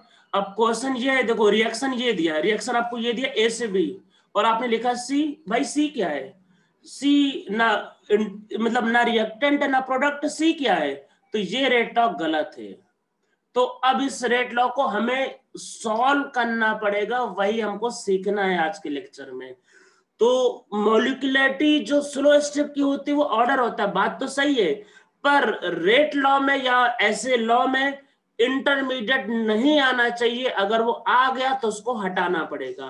तो कैसे करेंगे इस बात को चलो समझते हैं। तो यहाँ पे देखो 3 पॉसिबिलिटी हो सकती है। क्या क्या हो सकता है? जो फर्स्ट स्टेप है, first step is slow step. पहला वाला स्टेप मतलब रिएक्शन एक से ज्यादा स्टेप में होता है, पहला स्टेप स्लो है, ये पहली पॉसिबिलिटी, ठीक है। दूसरी पॉसिबिलिटी, पहले के अलावा कोई और स्टेप स्लो है, मान लो हो सकता है दूसरा है, तीसरा स्लो है, मतलब second means first step is not slow step, मतलब पहले के अलावा कोई और step slow is not slow step, ठीक है। अब तीसरी पॉसिबिलिटी, जो तीसरी पॉसिबिलिटी सिर्फ और सिर्फ जे एडवांस के लिए इंपॉर्टेंट है। जेई मेन या सीटी कोई सोचता है, नीट सोचता है, तो वो तीसरी वाली पॉसिबिलिटी वो लोग, उन लोगों की औकात के बाहर, वो लोग ये पूछते भी नहीं तीसरी वाली केस। तो वो लोग क्या होता है, पहले या दूसरा ही पूछते हैं, उनमें बस यही दो रहते हैं। तो तीसरी पॉसिबिलिटी क्या है, ऐसा कोई जरूरी है क्या कि दोनों स्टेप में एक स्लो एक फास्ट हो सकता है, दोनों स्टेप का रेट नियरली सेम हो? ऐसा कोई जरूरी है क्या भाई कि दोनों में से एक स्लो एक फास्ट हो? ऐसा हो सकता है दोनों का रेट सेम हो। मान लो दो आदमी खाना खाने का, दोनों का रेट सेम हो, ऐसा भी हो सकता है। ऐसा थोड़ी है कि एक आदमी 10 मिनट लगाएगा तो एक आदमी आधा घंटा लगाएगा, दोनों के रेट सेम हो सकता है। तो तीसरी पॉसिबिलिटी क्या है कि रेट ऑफ बोथ स्टेप्स, या जो भी है 2 3 4 स्टेप जो भी है, या rate of all the steps कर लेते, चलो all the steps are nearly same. उसमें कोई स्लो या फास्ट है ही नहीं, मतलब देखो एग्जैक्ट सेम, सब एग्जैक्टली 30 मिनट लगा ऐसा जरूरी नहीं। हाँ, कोई 30 मिनट लगा रहा है, कोई 25 लगा रहा है, कोई 35 लगा रहा है, तो नियरली सेम चलेगा, तो इनमें कोई बहुत बड़ा डिफरेंस नहीं है। तो वैसे केस को हम लोग थर्ड वाले के अंदर लेंगे, मतलब कि बहुत ज्यादा डिफरेंस नहीं है, बहुत स्मॉल डिफरेंस है, तो वैसे केस को कैसे सॉल्व करेंगे ये सीखेंगे। तो ये 3 पॉसिबिलिटी हो सकती है। रेट लॉ में याद रखना था क्या क्या बताया था, रिएक्टेंट आ सकता है, प्रोडक्ट आ सकता है, सॉल्वेंट भी आते हैं, कैटलिस्ट भी आ सकते हैं, पर इंटरमीडिएट नहीं आ सकता। किसी भी रिएक्शन में इंटरमीडिएट नहीं दिया होता। रिएक्शन में कई बार रिएक्टेंट दिया होगा, प्रोडक्ट दिया होगा, सॉल्वेंट भी दिया रहता है कई बार, और कई बार आपको कैटलिस्ट भी दिया होता है, पर इंटरमीडिएट कभी भी किसी भी रिएक्शन में नहीं दिया रहता है। तो वो आप रेट लॉ में कैसे लिख सकते हो, जब दिया ही नहीं आपको, तो आपको उसको हटाना पड़ेगा। तो अब चलो सीखते हैं हम लोग एग्जांपल, पहले इन दोनों, पहले मतलब पहले दोनों को समझते हैं। तो एक रिएक्शन लेते हैं, मतलब रिएक्शन से समझते हैं। पहला केस करते हैं, when first step is slow step. जब पहला स्टेप स्लो होगा तब क्या होगा, चलो एक एग्जांपल लिख लेते हैं रिएक्शन का। NO2F F2 और इससे बनेगा NO2F। और ये रिएक्शन बहुत आराम से होता है, ऐसे मैंने लिख दिया कि रिएक्शन समझाने के लिए, इसमें एक फ्री इलेक्ट्रॉन होता है, अरे याद करो सबको बताया था, और F में भी इलेक्ट्रॉन ऐसे होता है, तो दोनों मिलकर ऐसे बॉन्डिंग बना सकते हैं, ठीक है। इसका स्ट्रक्चर है, तो मतलब ऐसे मैंने बॉन्ड स्ट्रक्चर बता दिया। तो ये एक रिएक्शन हो रहा है मान लो, क्योंकि NO2 एक अनस्टेबल गैस है, पैरामैग्नेटिक गैस है, तो इसमें मान लेते हैं स्टेप 1।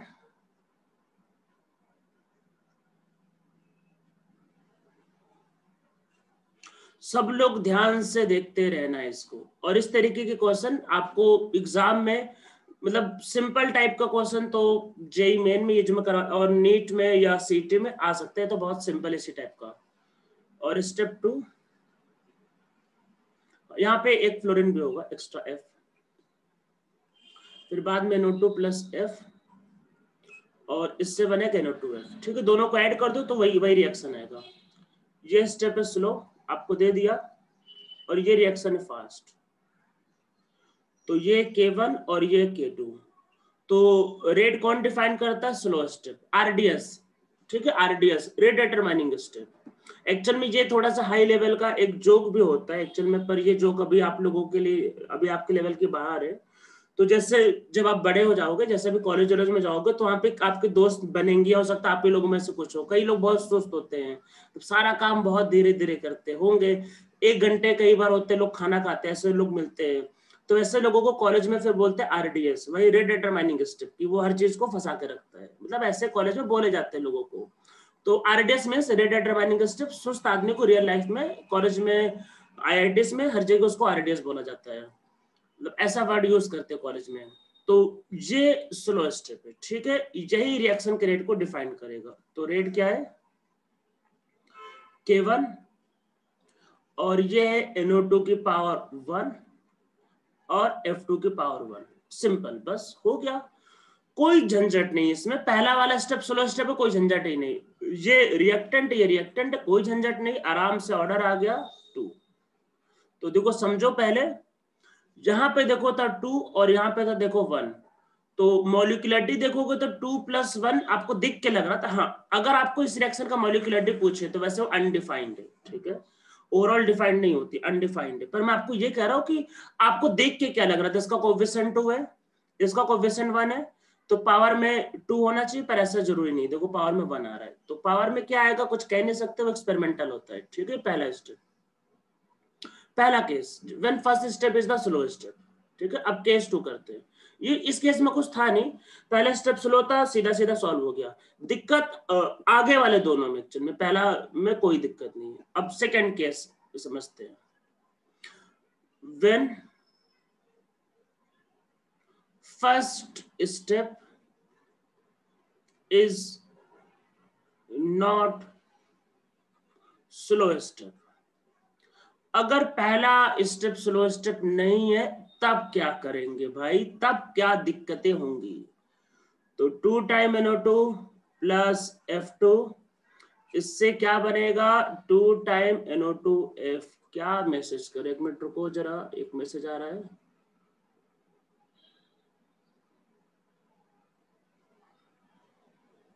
बेटा स्लो स्टेप दिया रहेगा, आप देख के नहीं बता सकते।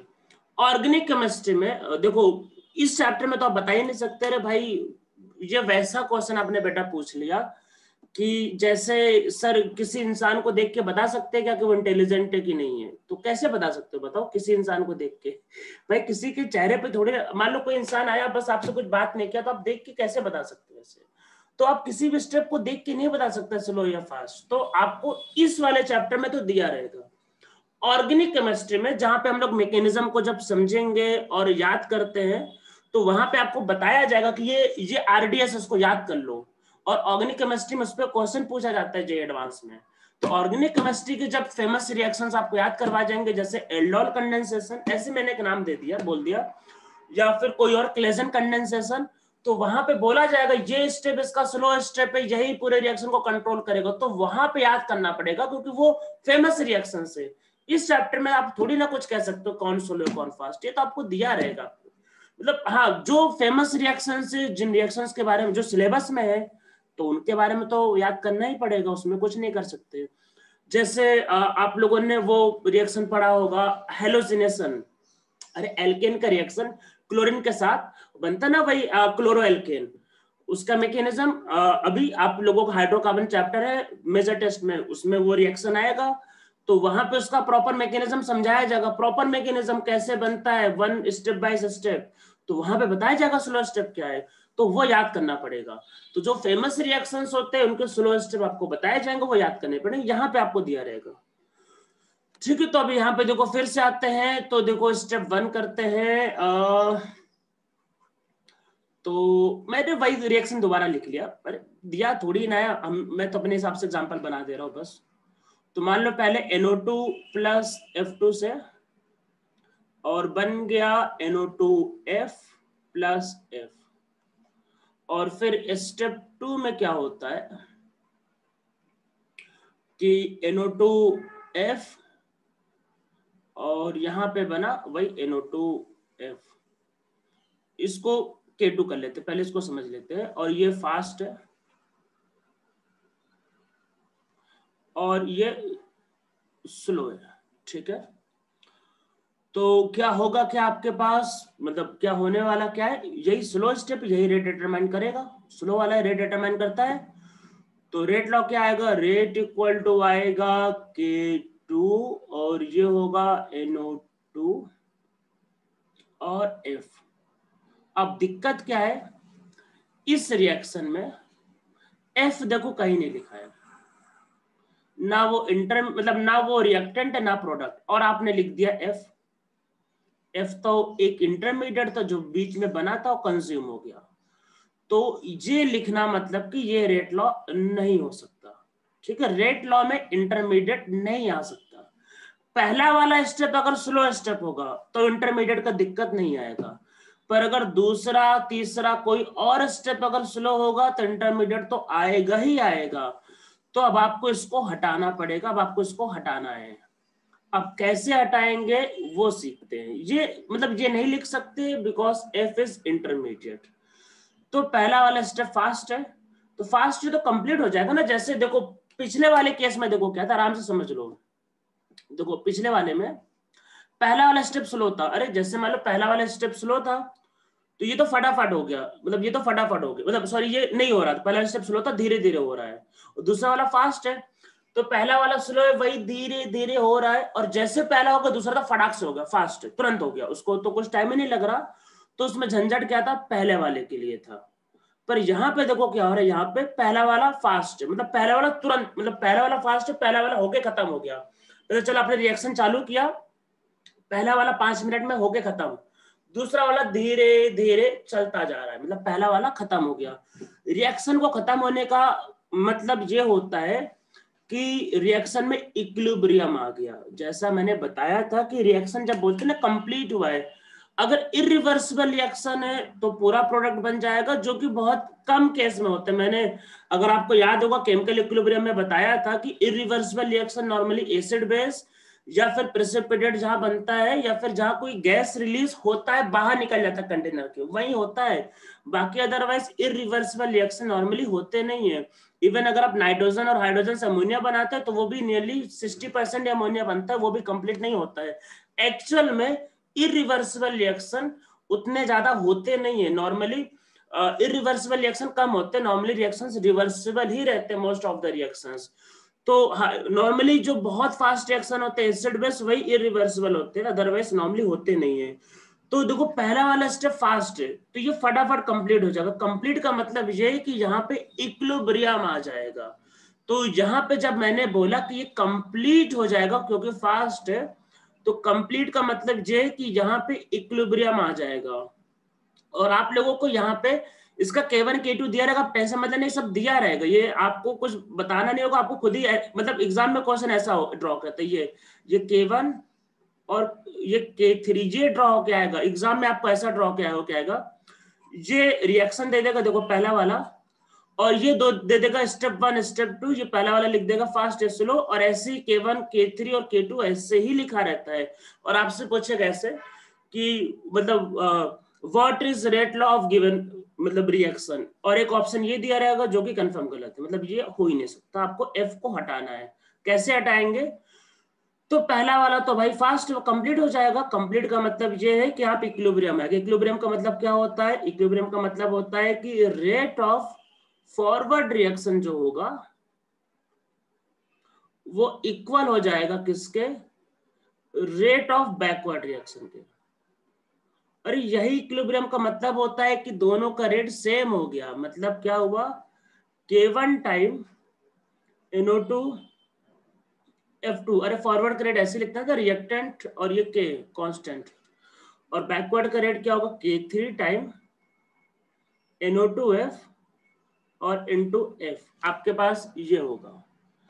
तो हम लोग जब इसको यहां पे करेंगे आपके पास रिप्लेस, तो F इक्वल टू क्या आएगा, K1 by K3 NO2 F2 और NO2F। NO2F तो प्रोडक्ट आ सकता है, मैंने पहले भी बताया था रेट लॉ में प्रोडक्ट आ सकता है, कोई दिक्कत नहीं है। बस तो F को अब यहाँ पे रिप्लेस करो, ये करना होता है, जहां पे ऐसे सॉल्व करना होता है। तो क्या बनेगा K2 और K1 और K3, ये NO2 और एक NO2 पहले से है, मतलब ये तो हमने F की जगह रिप्लेस किया है, तो ये हो जाएगा NO2 की पावर 2, F2 आपका वही रहेगा तो F2 की पावर 1, और साथ में प्रोडक्ट है तो ये होगा NO2F का पावर -1। तो ये आपका इसका रेट लॉ। ये तो रेट लॉ में ऑर्डर पावर नेगेटिव आ सकता है, किसी का आ रहा है कोई दिक्कत नहीं, चलता है, नेगेटिव चलता है। प्रोडक्ट आ सकता है, कोई दिक्कत नहीं। देखो फ्रैक्शन कैसे बनता, मान लो अब आप बोलोगे फ्रैक्शन कैसे बनता, मान लो अगर यहाँ पे सपोज करो कि अगर यहाँ पे ये मान लो अगर इसका पावर 2 होता, मान लो सपोज करो अगर पावर 2 होता, तो वैसे केस में जब आप f डिफाइन करते तो यहाँ पे पावर हाफ हो जाता और फिर रखोगे तो फ्रैक्शन में भी आ जाता। मतलब मैं कहना चाह रहा हूँ कि ऐसे सॉल्व करते वक्त चीजें फ्रैक्शन में, पावर नेगेटिव में या कुछ भी आ सकता है। हो सकता है कि आप जब रखो तो ऊपर वाले से नीचे वाला कट जाए, तो हो सकता है किसी का पावर 0 भी निकल जाए, तो कुछ भी निकल सकता है। समझ में सबको आ रहा है क्या किया इसमें? तो इस तरीके से इसको सॉल्व करना होता है। तो चलो एक हम लोग क्वेश्चन करते हैं सॉल्व।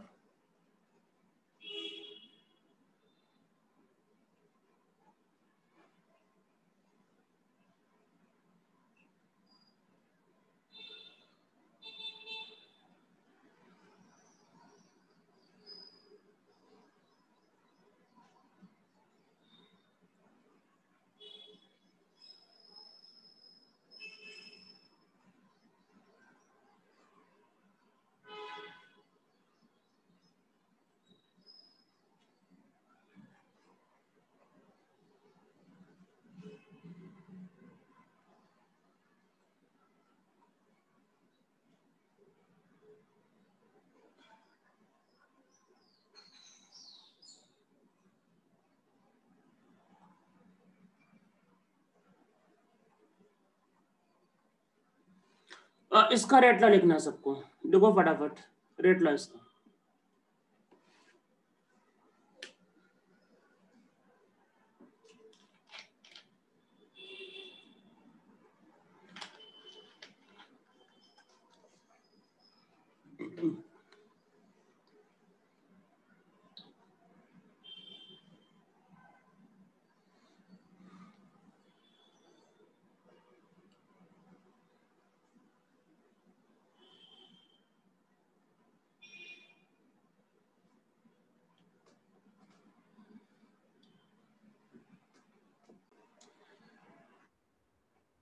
हाँ तो ये लास्ट वाले का देखो आंसर था। तो रिएक्शन 2 स्टेप में हो रहा है, ठीक है, दोनों का रेट नियरली सेम है। रिएक्टेंट से पहले इंटरमीडिएट बनेगा, इंटरमीडिएट से प्रोडक्ट बन जाएगा। अब इंटरमीडिएट के बारे में सोचो, देखो वो पहले से तो था नहीं, रिएक्टेंट से बनना है इंटरमीडिएट, पर जिस स्पीड में इंटरमीडिएट बनना है उसी स्पीड से इंटरमीडिएट से बन जा रहा है प्रोडक्ट। तो क्या इंटरमीडिएट का मोल कभी बढ़ पाएगा? क्योंकि मतलब देखो जिस स्पीड से ये बन रहा है, समझो ये दोनों का रेट मैंने बोला कि नियरली सेम है, नियरली सेम, तो जिस स्पीड से ये बनेगा इंटरमीडिएट उसी स्पीड से कंज्यूम हो जा रहा है, तो इंटरमीडिएट का क्या मोल कभी बन पाएगा? नहीं। अरे जिस स्पीड से बना उसी स्पीड से तो कंज्यूम हो गया। तो यहाँ पे इंटरमीडिएट का जो मोल है वो है स्टेडी स्टेट। ये इसका मतलब, स्टेडी स्टेट का मतलब ये है कि उसके मोल में कोई चेंज ही नहीं आएगा। अरे वो जैसे बन रहा है वैसे कंज्यूम भी हो जा रहा है, तो उसका मोल क्या है? नियरली कांस्टेंट रहेगा ड्यूरिंग द रिएक्शन। तो यहाँ पे हम लोग क्या करेंगे, क्या लॉजिक यूज करेंगे? यहाँ पे यूज करेंगे डिफरेंशिएशन लेंगे कंसंट्रेशन ऑफ इंटरमीडिएट का, और ये 0 होगा ड्यूरिंग द रिएक्शन। जैसे मैंने थोड़ी देर पहले कहा कि ये चीजें सिर्फ एडवांस के अलावा कहीं पूछा नहीं जा सकता, यहाँ पे मैथ्स थोड़ी सी ज्यादा इन्वॉल्व होने वाली है। और नॉर्मली ये चीजें फिर जेई मेन में या फिर जेई मेन में नहीं पूछते, मतलब जेई मेन और नीट में नहीं पूछते हैं। तो यहाँ पे इंटरमीडिएट जिस स्पीड से बनेगा उसी स्पीड से कंज्यूम हो जाएगा, तो इंटरमीडिएट का मतलब क्या है कि कंसंट्रेशन नियरली कांस्टेंट रहेगा। इस बात को मैं आपको एक ग्राफ से समझाता हूँ कि मैं कहना क्या चाह रहा हूँ। चल में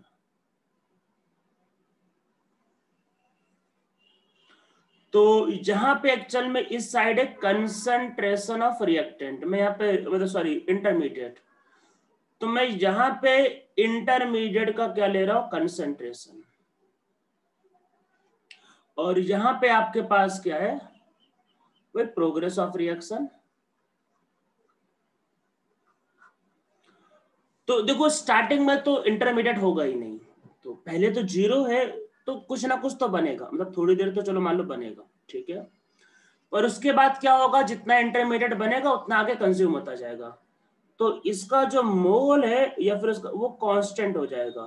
अरे जैसे बनना है वैसे, मतलब मोस्ट ऑफ द टाइम वो वही रहेगा। और जब बाद में रिएक्टेंट खत्म हो गया तो ये बनना बंद हो जाएगा, पर ये धीरे धीरे प्रोडक्ट में कन्वर्ट होता जाएगा, तो बाद में ये ऐसा हो जाएगा। पर मोस्ट ऑफ द टाइम जो होगा, मोस्ट ऑफ द पार्ट में जिसको हम लोग सॉल्व करेंगे वो आपका ये रहेगा, जहां पे इंटरमीडिएट का जो कंसंट्रेशन होगा मतलब वो कांस्टेंट रहेगा, या जिसका मतलब इसका डिफरेंशिएशन 0। समझ में सबको आ रहा होगा? तो इस टाइप के केस में आपको यही लॉजिक यूज करना पड़ेगा, यहाँ पे इंटरमीडिएट के कंसंट्रेशन को 0 करना पड़ेगा, तभी जाके आपका आंसर आएगा। तो अब चलो इसमें एक एग्जांपल हम लोग समझते हैं कि इसमें क्या कहने का मतलब क्या है। तो पहले थोड़ा सा मतलब इसके एग्जाम्पल को समझाने के पहले चलो पहले इसका एक एग्जाम्पल को समझ लेते हैं पहले, और फिर आगे कुछ और समझते हैं। चलो पहले इसका एक एग्जाम्पल समझ लेते हैं। तो एक रिएक्शन लिख लेते हैं एक्चुअल में, क्या ले रुको मैं एक एग्जाम्पल देख ही लेता हूँ एक्चुअल में आपकी बुकलेट में कहीं से, क्योंकि मुझे ऐसे रिएक्शन ध्यान में नहीं आ रहे। तो मैं एक एग्जांपल, एक अच्छा सा एग्जांपल मैं ढूंढ लेता हूँ चलो आपको समझाने के लिए।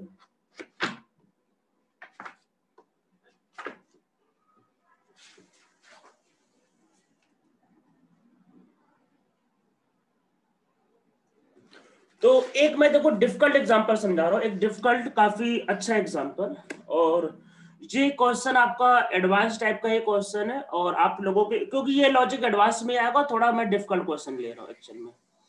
तो देखो रिएक्शन क्या गिवन है, 2 टाइम N2O5 एक्चुअल में, और इससे बनता है 4NO2 प्लस O2। ठीक है, ये आपके पास गिवन है, और आपको ये मतलब दे रखा है एक्चुअल में। मैं थोड़ा सा इसमें जो मैकेनिज्म जो गिवन है, क्या क्या गिवन है मैं लिख देता हूँ। N2O5 से इससे बनना है, बल्कि ये थोड़ा ज्यादा डिफिकल्ट हो जाएगा। मैं बल्कि पहले कोई और दूसरा एग्जांपल, हाँ पहले मैं दूसरा कर देता हूँ, एक्चुअल में ज्यादा डिफिकल्ट हो जाएगा। मैं पहले एक्चुअल में ये 3 स्टेप में हो गया, उसमें एक इक्विलिब्रियम है, पहले मैं दूसरा एग्जांपल करवा देता हूँ। ये एक्चुअल में आपके लेवल हो सकता है कहीं को समझ में ना आए, मैं पहले दूसरा एग्जांपल कर देता हूँ, उसके बाद मैं इसमें आता हूँ। पहले मैं एक और दूसरा कर देता हूँ एक्चुअल में, मतलब A प्लस B से बनता है, मतलब ये आपका K1, और ये मतलब K2, और ये C प्लस D, और यहाँ पे बोला है कि C प्लस E जो है, और ये K2 है मतलब K3 है, और इससे बनता है F। ठीक है, पहले क्वेश्चन एक समझ लेते हैं और फिर मैं उसको समझाता हूँ। इसमें बोल क्या रहा है, फाइंड करना है D F by D F by D T find करना है इन द टर्म्स ऑफ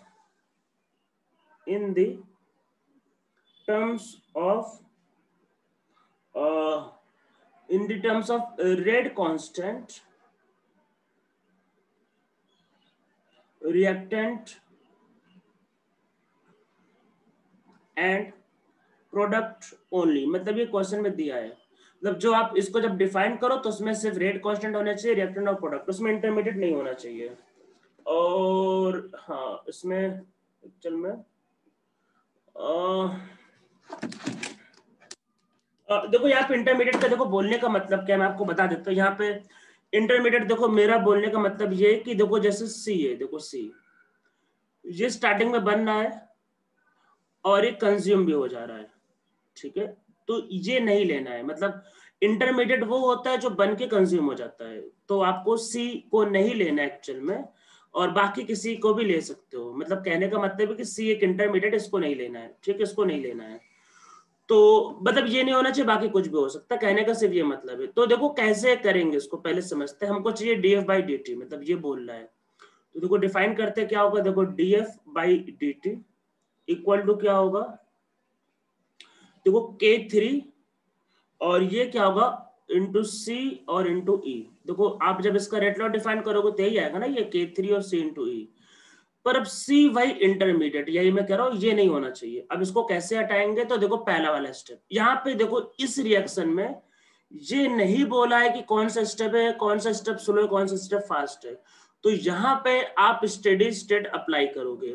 अगर स्लो और फास्ट मेंशन किया तब तो अच्छी बात है, अगर नहीं दिया है जैसे यहाँ पे, तब आप स्टेडी स्टेट का यूज करोगे। और एडवांस में ऐसा हो सकता है कि आपको ना दे, तब स्टेडी स्टेट का आप यूज करोगे। अब देखो स्टेडी स्टेट का मतलब क्या है। अब इसके लिए भी देखो सी तो आ ही नहीं सकता, अब सी नहीं आ सकता तब क्या करें, तो हम लोग यहाँ पे डिफाइन करेंगे डीसी बाई डी टी। क्यों? क्योंकि स्टेडी स्टेट के अकॉर्डिंग जो इंटरमीडिएट होता है उसका कंसंट्रेशन 0। समझ में आ रहा मैं क्या बोल रहा हूं? हमको देखो यहाँ पे सी को देखो, रेट लॉ में सी नहीं आ सकता, इसको हटाना है। अब हटाने के लिए स्लो और फास्ट तो दिया ही नहीं। दूसरा एक ही लॉजिक, ये स्टेडी स्टेट हो सकता है कि दोनों का रेट सेम हो, मतलब क्योंकि और इन्फॉर्मेशन तो है नहीं। रेट अगर सेम आपने माना तो वहां पे इंटरमीडिएट का जो चेंज होना चाहिए, मतलब ड्यूरिंग द रिएक्शन, उसको 0 करना पड़ेगा। अब यहाँ पे डीसी बाई डी टी देखो डिफाइन करना है। कैसे डिफाइन करेंगे यही आपको ध्यान से देखना है, इसको ध्यान से देखना, क्योंकि अगले वाले में यही आपको मैं जो दूंगा अगला डिफिकल्ट क्वेश्चन, उसमें यही लॉजिक यूज होगा। देखो डीसी बाई डी का मतलब यह है कि ये मतलब प्लस में, आप पहले स्टार्टिंग में जाओ, मैंने फर्स्ट डे क्या बताया था, अगर प्रोडक्ट बनता है तो उसका रेट लॉ में होता है प्लस पॉजिटिव, और अगर कोई कंज्यूम होता है तो उसके रेट लॉ में आगे लगाते हैं माइनस। तो हमने इसको प्लस मान लो लिखा है, मतलब ये फॉर्म हो रहा है। तो देखो ये रिएक्शन आगे जा रहा है, इससे फॉर्म हो रहा है, तो यहाँ पे फॉर्म होने के लिए क्या होगा, K1 A इंटू बी, ऐसा होगा। पर यहाँ पे बैकवर्ड रिएक्शन जा रहा है और बैकवर्ड से कंज्यूम हो रहा है। देखो रिएक्शन बैकवर्ड जा रहा है, यहाँ पे बैकवर्ड से सी कंज्यूम हो रहा है, तो यहाँ पे हम लोग माइनस करेंगे K2 और ये होगा C इंटू डी। इस तरीके से भी ये रिएक्शन लिखा जा सकता है। देखो C जो है ये फॉर्म हो रहा है कैसे, जब फॉरवर्ड जा रहा है, फॉरवर्ड जा रहा है तो K1 और ये A इंटू बी, पर जब बैकवर्ड जा रहा है तो इससे कंज्यूम हो रहा है तो C इंटू डी। ठीक है, अब ये स्टेप में भी देखो C है, और यहाँ पे भी देखो जब रिएक्शन फॉरवर्ड जा रहा है तो C फिर से कंज्यूम हो रहा है। तो क्योंकि आपने प्लस साइन का यूज किया, फॉर्मेशन बताया है, तो कंज्यूम हो रहा है, तो आपको माइनस करना होगा। तो ये होगा K3 और ये होगा C इंटू ई। यहां तक सबको समझ में आया या नहीं आया? सी को लिखना, मतलब सी हमने बोला फॉर्म हो रहा है, तो इस मतलब इस वाले के थ्रू ये फॉर्म हो रहा है, इससे भी कंज्यूम हो रहा है और आगे जा रहा है इससे भी कंज्यूम, तो हमने ये लिखा। और स्टेडी स्टेट अगर आप इसको मान रहे हो तो ये वैल्यू, ये पूरा वैल्यू होना चाहिए 0, और अगर ये 0 होगा तो वहां पे देखो फिर क्या होगा, K1 A into B equal to क्या हो जाएगा, उधर ले जाते हैं तो K2 इंटू डी और प्लस K3 इंटू ई, और ब्रैकेट के बाहर आएगा C। समझ में सबको आ रहा है? तो यहाँ पे जो C की जो वैल्यू होगी वो होगा K1 A इंटू बी, और नीचे रहेगा K2 into D plus K3 into E, और इस वैल्यू को यहाँ पे पुट करना है, तब जाके आएगा रेट लॉ। तो ऐसे केस में इस तरीके से हम लोग सॉल्व करते हैं। समझ में आप लोगों को आ रहा होगा? तो इस तरीके से करना है। तो अब आप लोगों को एक क्वेश्चन खुद से ट्राई करना है जो मैंने अभी छोड़ दिया था। जब इक्विलिब्रियम आएगा तो उसको इस तरीके से यूज करना है, ये बात को ध्यान रखना है। तो हम लोग अब इस क्वेश्चन को आते हैं थोड़ा सा और एक लेवल बढ़ते हैं। तो कोई स्टेडी स्टेट का केस एडवांस के अलावा कहीं नहीं आएगा, और अगर आया तो बहुत आसान क्वेश्चन तो नहीं आएगा, कुछ ना कुछ तो भाई उसमें रहेगा ही डिफिकल्टी। तो ये हमें मतलब ये रिएक्शन है, और इसमें लिखा है K1 NO2 प्लस NO3, और इससे बनना है ये K, मतलब यहाँ पे दिया है K4। ठीक है, ये इसको K4 कर लेते हैं, फिर NO3 और ये NO2 से K2 से बनता है NO plus NO2 plus O2, फिर NO3 प्लस NO, इससे बनेगा K3, इससे बनेगा 2NO2। ठीक है, यही है आपका ओवरऑल रिएक्शन। इसको अगर आप ऐड करोगे मेरे हिसाब से, ऐड करने पे ये NO3 ही था, उसमें रिएक्शन तो यही है। इसमें जब आप ऐड करोगे तो ये दो बार दोबारा NO3 कैसे आई है?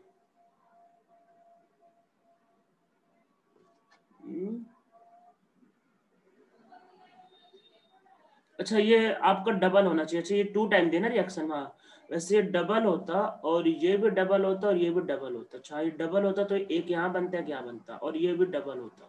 ठीक है, कोई दिक्कत नहीं है।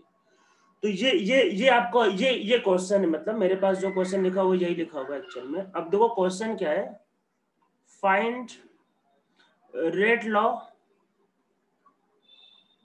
एंड ओवरऑल ऑर्डर, और कुछ भी नहीं दिया है। करो सॉल्व, आपको जो सही लगे करो। ये मतलब ऊपर वाला एक रिएक्शन का रेट लॉ निकालना है इसका, और ऑर्डर। नीचे का कोई इंफॉर्मेशन नहीं दिया है, तो जो जो भी आपको इंटरमीडिएट लग रहे हैं तो सबका डिफरेंशिएशन क्या होगा, 0।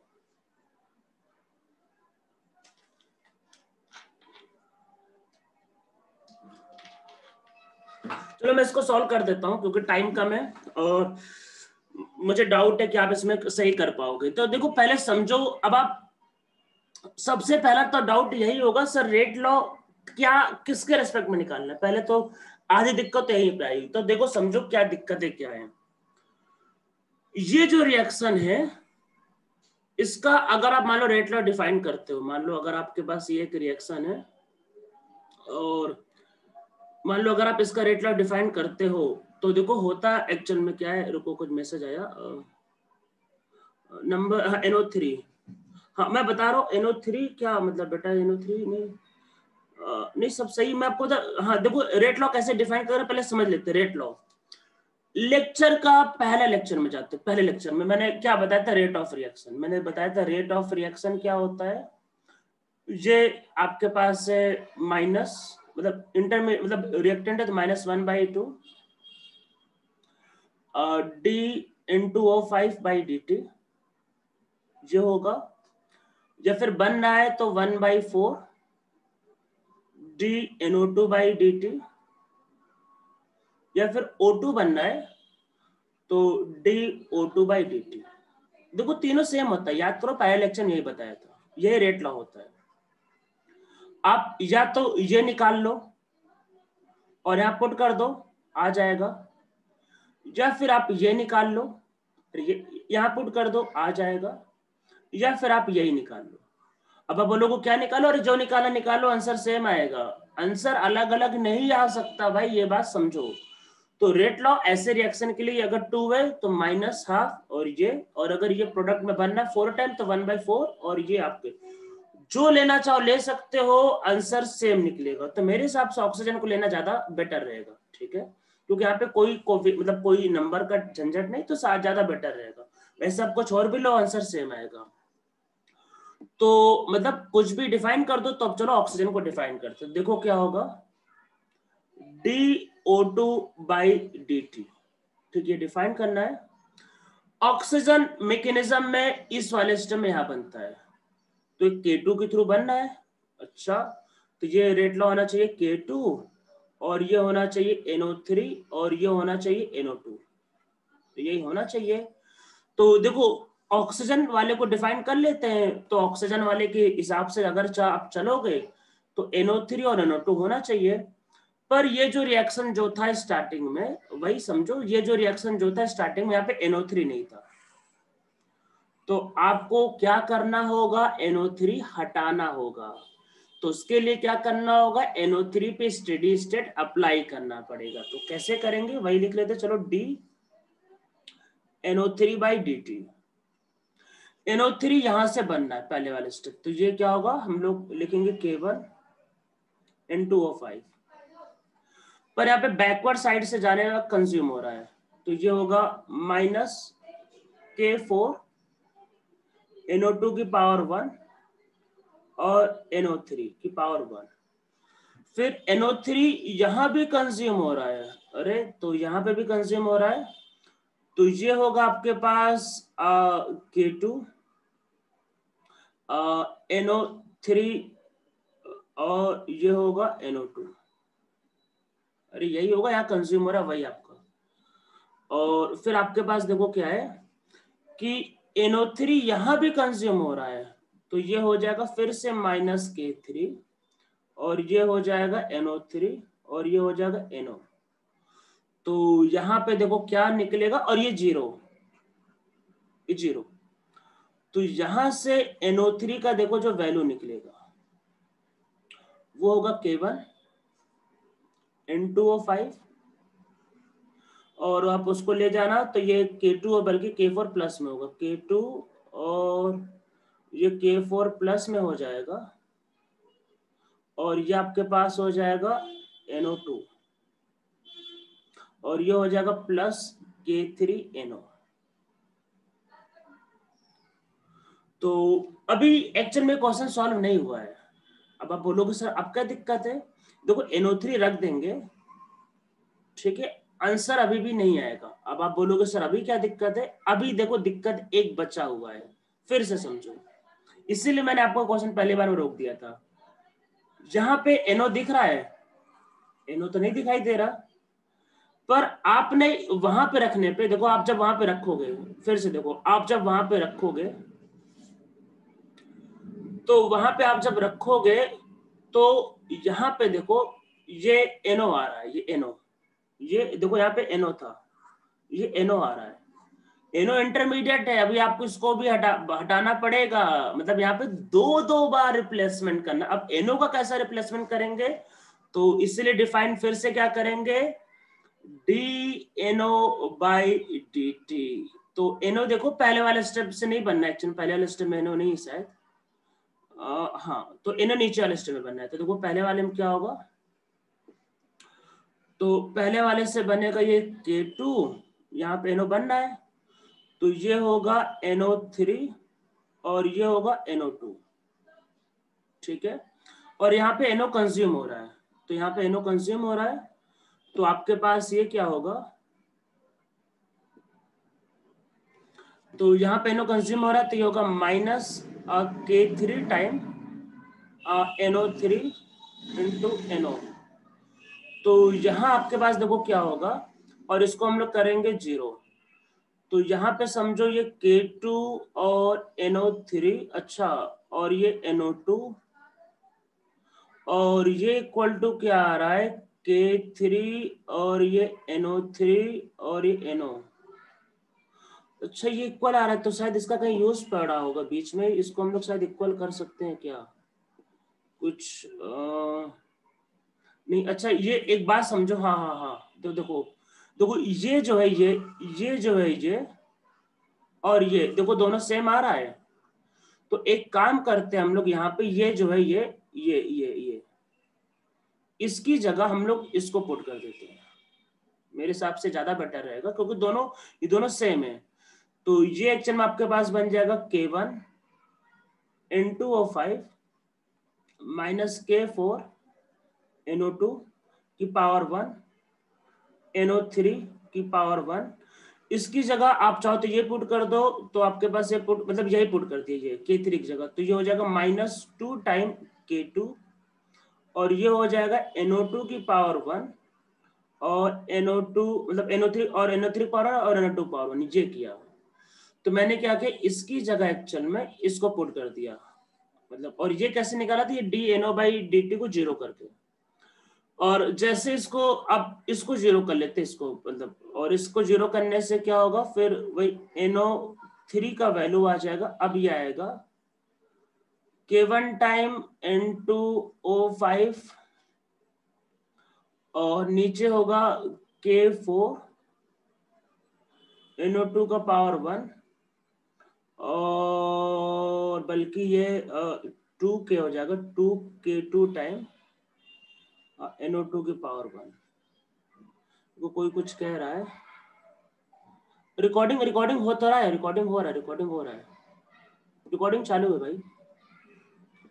तो मतलब मैंने क्या किया, देखो इसकी जगह इसको रिप्लेस किया, तो ये आपका मतलब 2 टाइम्स हो गया था ये, K2NO3 है और ये डिवाइड किया तो बस ये, अब ये NO3 का वैल्यू ऊपर ऑक्सीजन वाले में रख देंगे, तो बाद में आप इसको सोचते रहना। तो ऊपर ऑक्सीजन वाला वैल्यू क्या था, ये फॉर्मूला ये था K2NO3 और NO2। अच्छा तो रख देते, अब आपका आ गया आंसर। तो रेट लॉ क्या था देखो,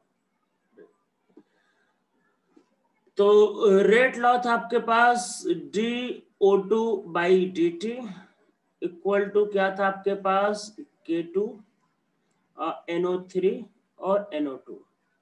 तो अब आप ये NO3 की जगह इसको रख देना और आपका आंसर आ जाएगा। तो ये इसका आंसर है। थोड़ा कॉम्प्लिकेटेड हो गया, पर जैसा मैंने पहले बताया किस तरीके के क्वेश्चन एडवांस में देखने को मिल सकते हैं।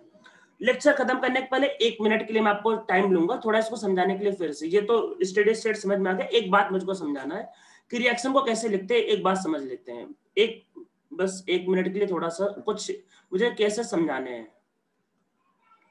मान लो A+2B से K1 से बनता है 3C+D, और मान लेते हैं कि C प्लस आपके पास 2E से, और यहाँ पे हम लोग K2 ले लेते हैं, यहाँ पे बनता है A और प्लस 2F और ये K3। मान लो ये एक रिएक्शन मैंने ऐसे रैंडमली लिख दिया। मुझे यहाँ पे कुछ बातें समझानी है। क्या क्या देखो, समझो आराम से। मान लो मुझको अगर यहाँ पे डिफाइन करना है DA/dt, DA/dt यहाँ पे डिफाइन करना है, ठीक है।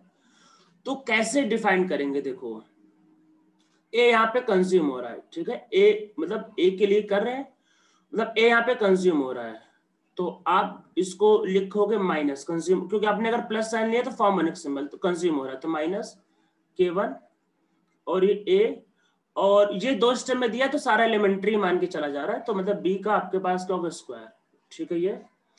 और अब जब यहाँ पे ए देखो बनना है, तो ए मतलब क्या होगा, इस वाले स्टेप से बनना है, तो यहाँ पे क्या होगा प्लस K2, इसको ऐसे लिखते हैं C, और ये होगा E का स्क्वायर, और ये देखो बैकवर्ड जाता है कंज्यूम हो रहा है, तो क्या होगा माइनस हो जाएगा K3, और ये होगा A, और ये होगा F का स्क्वायर। तो इस तरीके से लिखते हैं। तो ये तो चलो समझ में आ रहा होगा। इसमें दूसरा समझते हैं, अगर आपको dB/dt लिखना है तब क्या करेंगे, थोड़ा ध्यान से देखना इसको। dB/dt लिखना है तो देखो यहाँ पे B इस वाले स्टेप में, देखो यहाँ पे B इस वाले स्टेप में, ठीक है। इसमें आप जब रेट लॉ डिफाइन करते हो, तो जैसे रेट लॉ में ये -1/2 टाइम, ध्यान रखना dB/dt रहता है ये।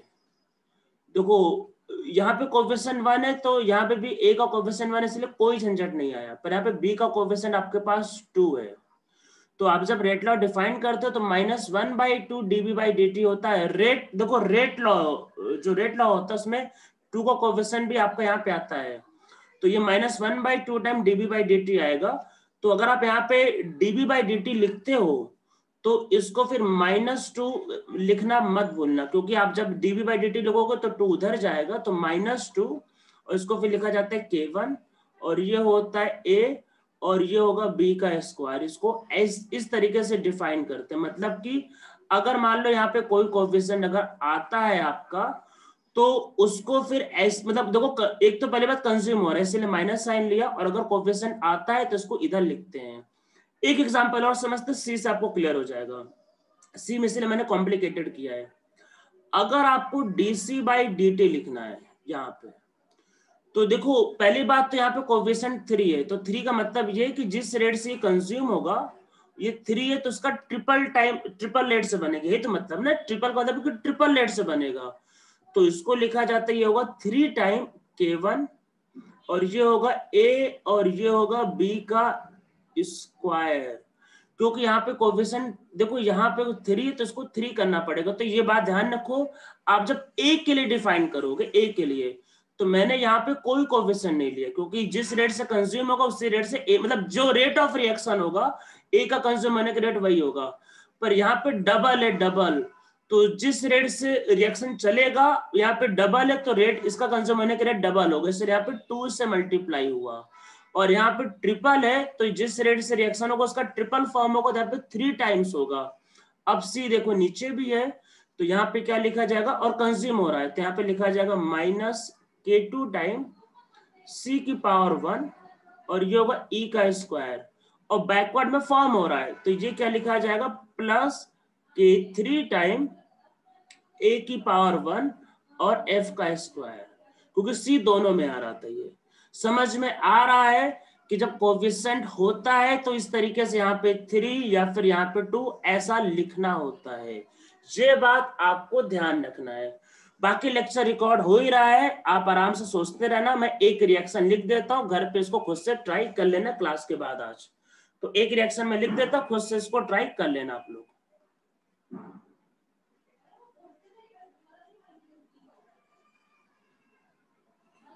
ये 3 भी दिया है, b का पावर 3 होगा, जो प्रैक्टिकली पॉसिबल नहीं होता है, पर फिर भी आप मतलब वही प्रैक्टिस के लिए इसको कर लेना इसको।